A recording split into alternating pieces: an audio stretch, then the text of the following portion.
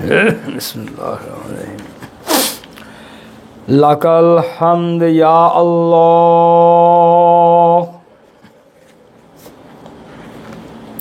अस्सलातु वस्सलामु अलैका या रसूल अल्लाह,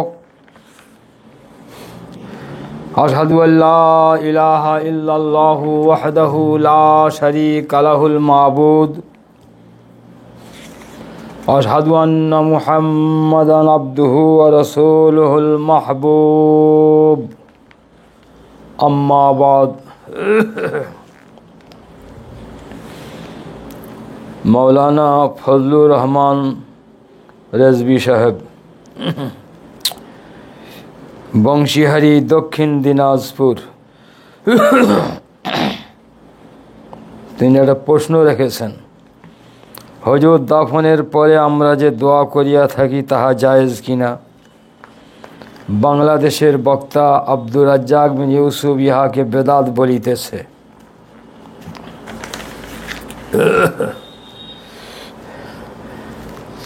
আমার মোহতারাম মাওলানা সাহেব, আপনার প্রশ্ন এ আপনার জন্য নয়, বরং সাধারণ মানুষের জন্য যারা আব্দুর রাজ্জাক বিন ইউসুফের কথায় বিভ্রান্তির মধ্যে পড়ে যাচ্ছে, তাদের জানানোই হলো আপনার উদ্দেশ্য। দাফনের পরে দোয়া করা বেদাত, এটা কোনো মুসলমানের কথা হতে পারে না। আব্দুর রাজ্জাক বিন ইউসুফ কোনো আলেমের পর্যায়ে পড়ে না, একটা বেলাগাম বক্তা মাত্র। ইহুদি, পোপ, পাদ্রী, অমুসলিম, পুরোহিত, ব্রাহ্মণ, এখন বাংলায় বুখারী শরীফ চলে এসেছে, কোরআন শরীফের অনুবাদ চলে এসেছে, বহু হাদিসের কিতাব চলে এসেছে। তারা যদি যথার্থভাবে স্টাডি করে তবে তারা কি আলেম হয়ে যাবে? কখনোই নয়। আব্দুর রাজ্জাক বিন ইউসুফ একজন এই ধরনের বক্তা মাত্র, এই ধরনের মানুষ মাত্র, এ কোনো সময় আলেমের পর্যায়ে নয়। আলেম সেই যে কোরআন হাদিসের সঙ্গে সঙ্গে ফিকহ সম্পর্কে যথার্থভাবে তার স্টাডি থাকবে। ইলমে ফিকহ সম্পর্কে যারা জ্ঞান রাখবে তারাই হলো প্রকৃতপক্ষে আলেম। যারা ইলমে ফিকহের সঙ্গে সম্পর্ক রাখে না, বরং ইলমে ফিকহকে অস্বীকার করে থাকে, তো ইসলামের সঠিক অর্থে তারা মুসলমান নয়। আব্দুর রাজ্জাক বিন ইউসুফ এমন একটা বেলাগাম বক্তা, কথায় কথায় বেদাত আর শিরক, কথায় কথায় শিরক আর বেদাত। আজ পর্যন্ত তার জবানে আমি কোনো সময় শুনিনি যে শিরক কাকে বলে, শিরকের ডেফিনেশন কি, শিরকের সংজ্ঞা কি, বেদাত কাকে বলে, বেদাতের ডেফিনেশন কি, বেদাতের সংজ্ঞা কি। আজ পর্যন্ত আমার জানা নেই যে কোনোদিন বলেছে কি না। আমি তাদের কাছে জানতে চাই, শিরক ও বেদাতের সংজ্ঞাটা কি আগে মানুষকে বলে দিয়ে দিক, তারপরে সেই সংজ্ঞা সামনে রেখে যে কাজটা বেদাত হবে তা আলহামদুলিল্লাহ, যদি সঠিক সংজ্ঞা হয় তা সে বেদাত থেকে আমি বহু দূরে। কিন্তু আমার চ্যালেঞ্জ, আব্দুর রাজ্জাক বিন ইউসুফ তথা আহলে হাদিসদের মৌলভী সাহেব গণ যারা অধিকাংশ সময় কথায় কথায় শিরক ও বেদাত বলে থাকেন, তারা আলেম নয়, আলেম নয়।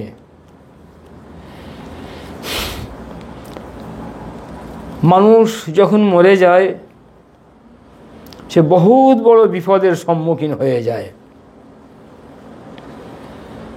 আল্লাহ রসুল সাল্লাল্লাহু তাআলা আলাইহি ওয়াসাল্লাম বলেছেন, মাল মাইয়াত ফিল কবর ইল্লা কাল গরীকিল মুতাগাব্বিস ইয়ান্তাজিরু দাওয়াতান। মানুষ যখন মরে যায় কবরে তার অবস্থা কেমন হয়? নৌকাডুবি মানুষের ন্যায় সে ফরিয়াদ করতে থাকে, আর আত্মীয় স্বজনদের কাছ থেকে দোয়ার মুখাপেক্ষী হয়ে থাকে, অপেক্ষায় থাকে কে কখন দোয়া করবে। আর বিশেষ করে যখন তাকে কবরস্থ করা হচ্ছে, এই সময়ে প্রতিটা মর্দা অত্যন্ত চঞ্চলতার মধ্যে থাকে। প্রত্যেক মাইয়েত বিরাট চঞ্চলতার ভিতরে থেকে যায়। কেন?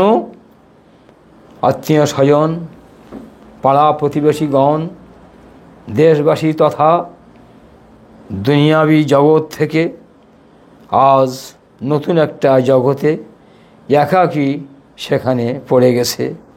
সেই জন্য মুর্দার ভিতরে একটা চঞ্চলতা আসা স্বাভাবিক।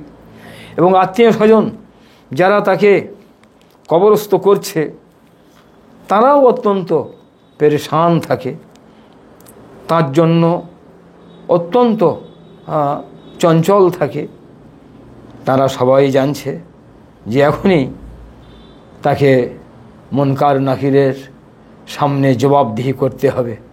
আল্লাহ তাবারক তাআলা তাকে যেন যথার্থভাবে জবাব দেওয়ার তৌফিক দান করেন।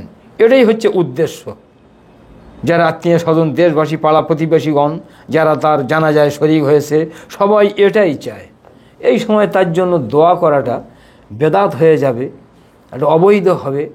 শরীয়তের নজরে বেদাত একটা খারাপ জিনিস। তাহলে এই দোয়াটা কি বেদাত হয়ে গেল, হারাম হয়ে গেল, নাজায়েজ হয়ে গেল? লা হাওলা ওয়ালা কুওয়াতা ইল্লা বিল্লাহ। এ সম্পর্কে আলহামদুলিল্লাহ আমার যে এই পুস্তিকা আছে দাফনের পরে, এই কিতাবের মধ্যে আমি বিস্তারিতভাবে আলোচনা করেছি। কিতাবখানা 2009 সালে আমি প্রকাশ করেছি। বহু বছর হয়ে গেল। আলহামদুলিল্লাহ এই কিতাবের মধ্যে দাফনের পরে সেখানে কতক্ষণ থাকা দরকার, মুর্দার জন্য কি করা আমাদের কর্তব্য, এ সম্পর্কে বিস্তারিতভাবে আলোচনা করা আছে। তো এখানে স্বয়ং রসুল পাক সাল্লাল্লাহু তাআলা আলাইহি ওয়াসাল্লাম তিনি দাফনের পরে দোয়া করেছেন, দোয়া করতে বলেছেন। যদি 1 মিনিটের জন্য বলছি এই হাদিস যদি আমাদের সামনে না থাকতো, তবু কি দোয়া করাটা কি নাজায়েজ হবে? দোয়া করাটা কি হারাম হবে? যেখানে শরীয়তে পাকের উক্তি হলো আর দোয়া হুয়াল ইবাদত, দোয়াটাই হচ্ছে ইবাদত। আর দোয়া ও মুখুল ইবাদত, হাদিস পাকে বলা হয়েছে দোয়া হচ্ছে ইবাদতের সারাংশ। সেখানে আমি দোয়াতে বাধা দিতে যাব কেন? আর বিশেষ করে আমার এক আত্মীয় এই মাত্র তাকে দাফন করা হয়েছে, তার মধ্যে কত চঞ্চলতা আছে, কত বড় বিপদের সম্মুখীন সে হয়েছে।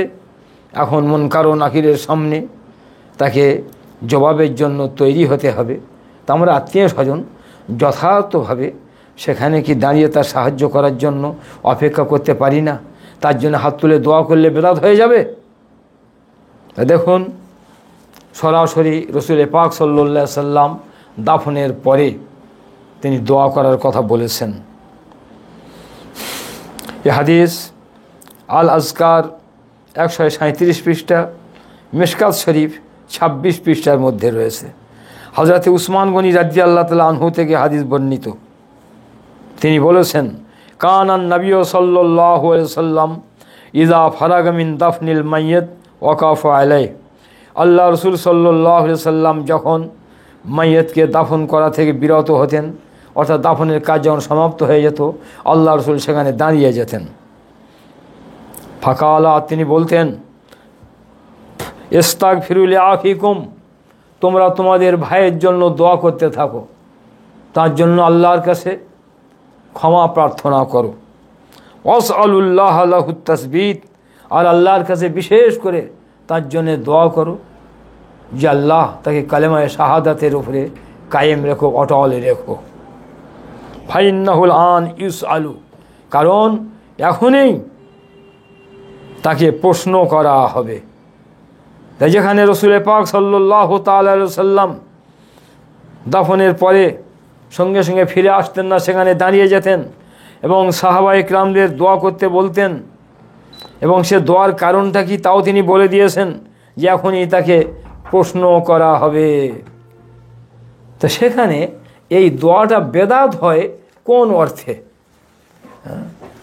কত বড় বেলাগাম বক্তা হলে তবে এই সমস্ত জায়গায় বেদাত বেদাত করে চিৎকার করে?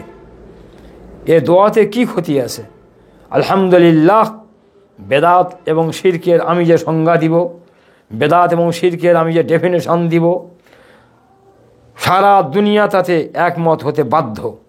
অন্যথায় যে আমার সংজ্ঞার বাহিরে বিয়ে আমার সংজ্ঞার বিরোধিতা করবে সেই বেদাতি ও মুশরিক বলে প্রমাণিত হয়ে যাবে। আমি আজকের এ সম্পর্কে আলোচনা করব না।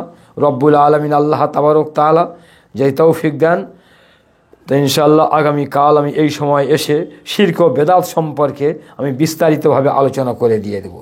আজকের কেবল আমি বলতে চাচ্ছি যে দাফনের পরে আমাদের সেখানে কতক্ষণ থাকা উচিত এবং সেখানে আমাদের কি করা প্রয়োজন, এ সম্পর্কে আমি কিছু উদ্ধৃতির আলোকে আলোচনা করে দিয়ে দিচ্ছি।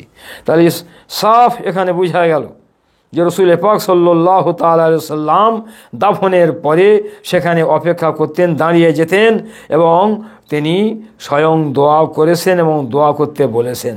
এবং কেন, তার কারণ তিনি বলে দিয়েছেন, ফাইন্নাহুল আন ইউসআলু, এখনই তাকে প্রশ্ন করা হবে।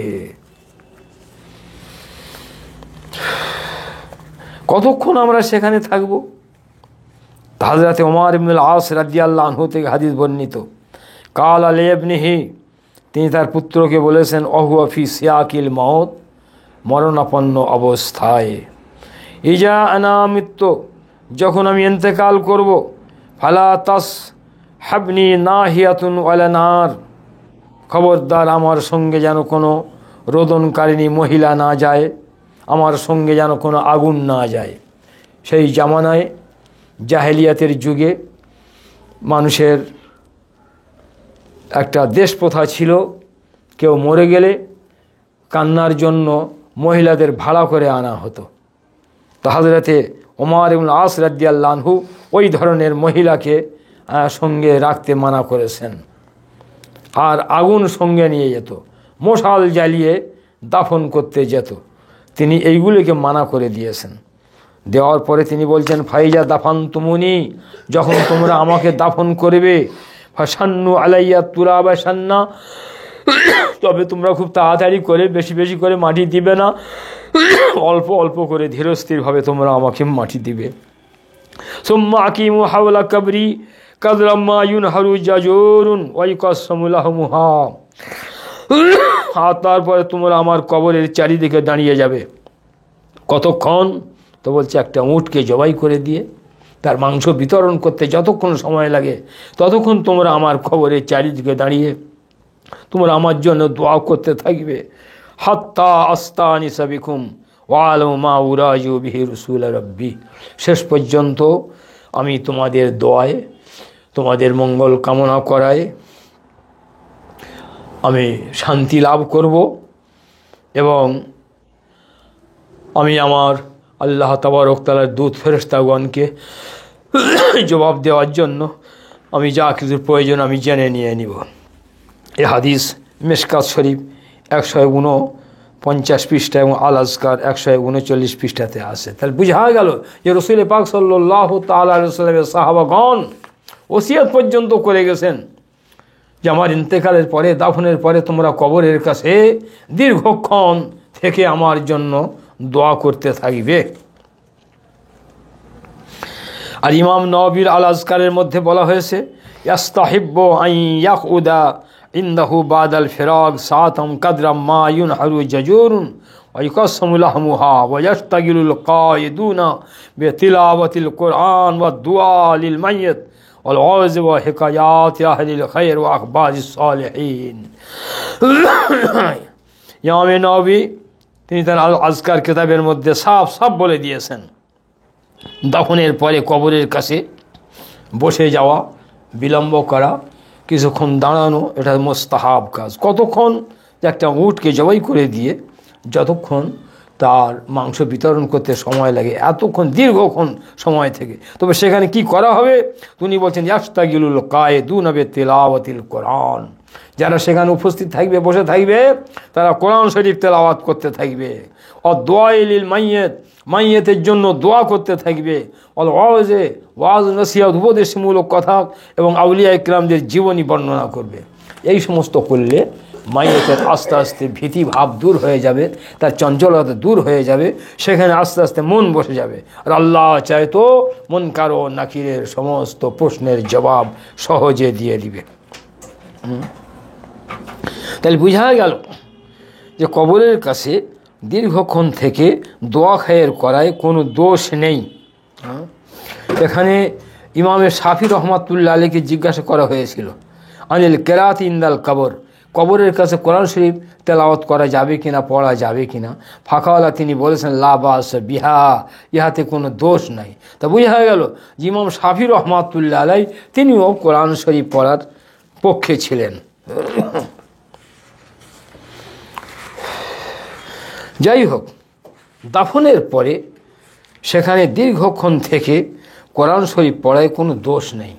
বরং হাদিস পাকে একথাও বলা হয়েছে যে দাফনের পরে সূরা বাকারার প্রথমাংশ আলিফ লাম মিম থেকে নিয়ে মুফলিহুন পর্যন্ত এবং সূরা বাকারার শেষাংশ তার পায়ের দিকে দাঁড়িয়ে আমানা রসুল থেকে নিয়ে ফানসুরনা আলাল কওমিল কাফিরিন পর্যন্ত পড়ার কথা বলা হয়েছে। যেখানে হাদিস পাকে সাফ সাফ বলা হয়েছে সেখানে দীর্ঘক্ষণ থাকা, কোরআন শরীফ তেলাওয়াত করা, দোয়া করতে থাকা এবং আউলিয়া ইকরামদের জীবনী বর্ণনা করা ইত্যাদি ইত্যাদি, সেখানে এই কাজগুলিকে বেদাত বলা হয় কোন সাহসে? এ তো আমি দেখতে পাচ্ছি যে মুর্দাদের প্রতি এক রকমের একটা মানে কৃপণতা করা এবং তাদের এক রকমের দুশ্মনী করা হয়ে যায় যারা এই সমস্ত কাজে বাধা দিয়ে দেয়। হযরতে আব্দুল্লাহ ইবনে ওমর রাদিয়াল্লাহু আনহু তিনি বলেছেন সামিতুন নবিয়্য সাল্লাল্লাহু আলাইহি ওয়াসাল্লাম ইয়াকুল, আমি আল্লাহ রাসূল সাল্লাল্লাহু তাআলা আলাইহি ওয়াসাল্লামকে বলতে শুনেছি ইজা মাতা আহাদুকুম, যখন তোমাদের মধ্যে কেহ ইন্তেকাল করবে, ফালা তাহবিসুহু, তোমরা তাকে অকারণে বিলম্ব করো না, তাকে দাফন করতে তোমরা বিলম্ব করবে না।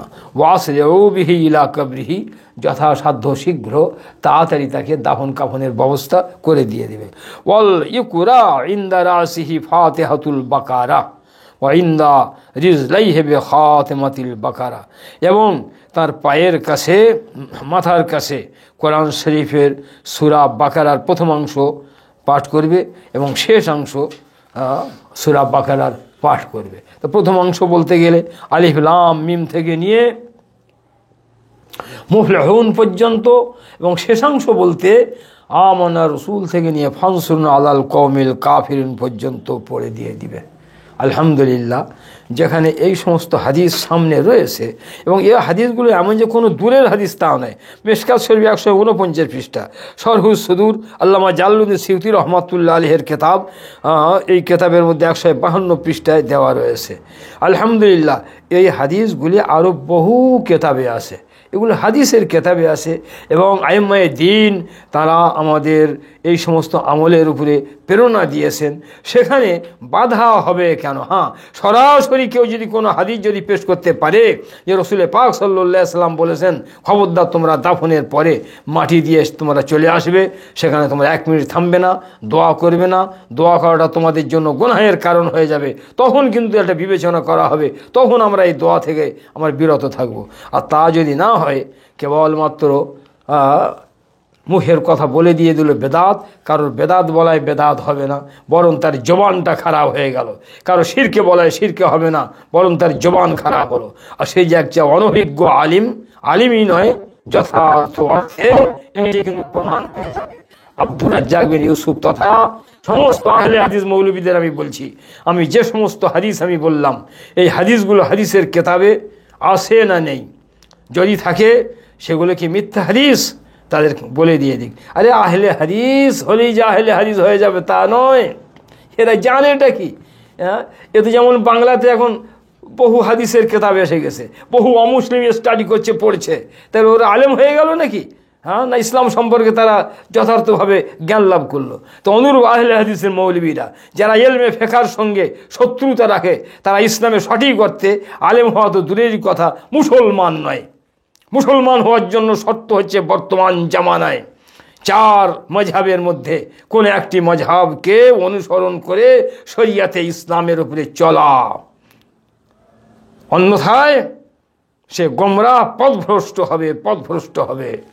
হয় হানাফি হও, না শাফি, মালিকি, হাম্বলি, যে কোনো একটা মজহাব অবলম্বন করতেই হবে। তাই তো ইমাম বুখারী থেকে নিয়ে সমস্ত মুহাদ্দিসগণ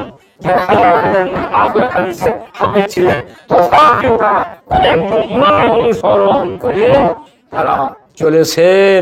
অতএব 4 মজহাবের মধ্যে কোন একটা মজহাবকে মেনে শরিয়াতে ইসলামের উপরে নিজের জীবন যাপন করা, এটাই হলো ওয়াজিব, ফরজ আপনি যদি বলেন তাও কোনো দোষ হবে না। এই পর্যন্ত বলে আমি সমাপ্ত করলাম। ওমা আলাইনা ইল্লাল বালাগ। ইনশাল্লাহ আগামীকাল আমি শিরক ও বিদআত সম্পর্কে বিস্তারিতভাবে আলোচনা করে দিয়ে দিব। ওমা আলাইনা ইল্লাল বালাগ।